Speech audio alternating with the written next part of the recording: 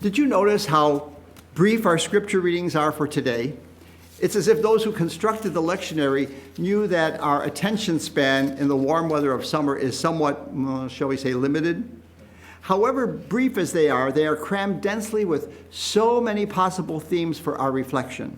And so instead of one homily, I have prepared three. Two based on the gospel and one on the epistle, and all of them dealing with the overarching image of the shepherd, which permeates all of the readings today. But don't worry, I'm only allowing myself 2 pages per sermon, which will be about 2 or 3 pages shorter than my usual one-theme homily. Okay, sermon number 1 from the gospel. What does Jesus do when the disciples come back from their first missionary journey and tell them how successful they were in curing the sick? He orders them to come away and rest a while. Like a shepherd, he takes care of his little flock of 12, wanting to feed them and refresh them. This gives us the theme of Sabbath rest. Now, we Americans are not all that successful with free time, are we? Take our vacations, for example. We average only 2 weeks annually, compared to Germans who take 6 weeks and the French who take 5. We look like real vacation misers, huh? In his book on the Sabbath, the late Rabbi Abraham Heschel says that the Sabbath is the only one of God's creations called holy. Everything else is called good. Only the Sabbath is called holy. It's not just free time, but rather freedom time. It's a time to remember who we are and whose we are. A time to remember that God created the world completely without our help, and the world will be preserved, well, at least till Monday, without our help. So what lesson can we learn from sermon number 1? Let's try to make the Sabbath look and feel different. Tilden Edwards suggests that it is important to find some way of signaling withdrawal from our daily routine.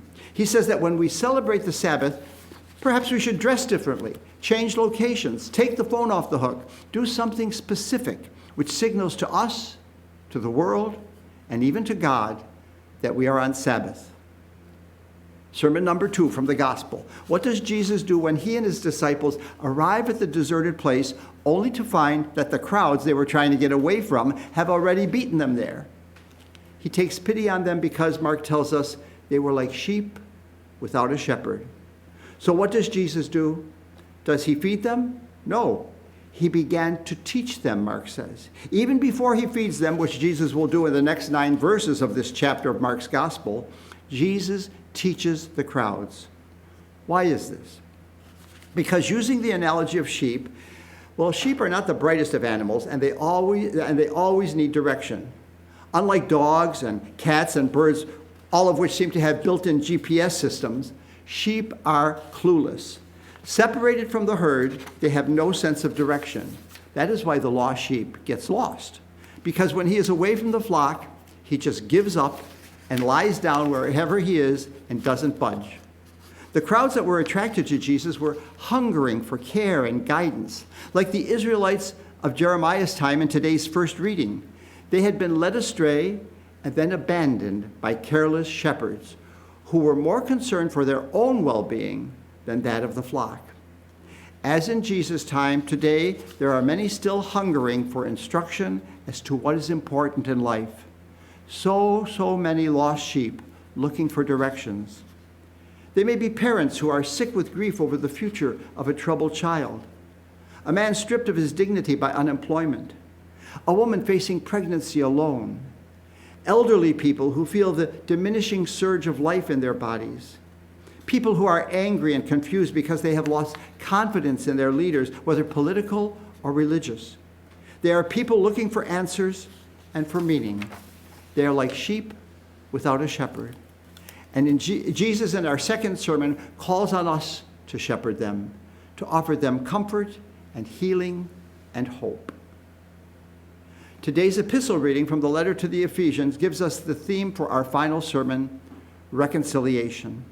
The letter focuses on the division within the Christian community itself and insists that through the blood of the cross, Christ has broken down the wall of division that separated the Jewish Christians from the Greek Christians. By his death, Christ has put enmity to death and has brought them together in himself. He has not merely brought them peace, he has become their peace. Reconciled with God and one another, they have become a new creation, a new body. Like the early Greek and Jewish Christians, how deeply divided is our church today? Reconciliation is the work of every one of us. Recent intergalactic flights have captured our imagination in seeing the Earth from another perspective. Taking only 90 minutes to circle the globe, it gives us a view of the unity that should be reflected on the Earth's surface and among its inhabitants. But we know this is far from the reality which we live in. Years ago, Marshall McLuhan said it so well. He said this: "There are no passengers on the spaceship Earth. We are all crew members. We are not residents on the Earth, we are its citizens, and the difference in both cases is responsibility. The divisions in the world, in our country, and in our church are ours to own, to address, to heal. Politics, racism, gender bias, economic disparity, a seemingly endless litany of causes that polarizes people and nations. So much to do. Perhaps we can start by imitating the Good Shepherd and finding and helping just one of our lost sisters or brothers." Well, there you have it. 3 sermons, 3 tasks in 6 pages. But of all things, this is first. Take the day off. Get some rest. Live the Sabbath. Monday will be here soon enough.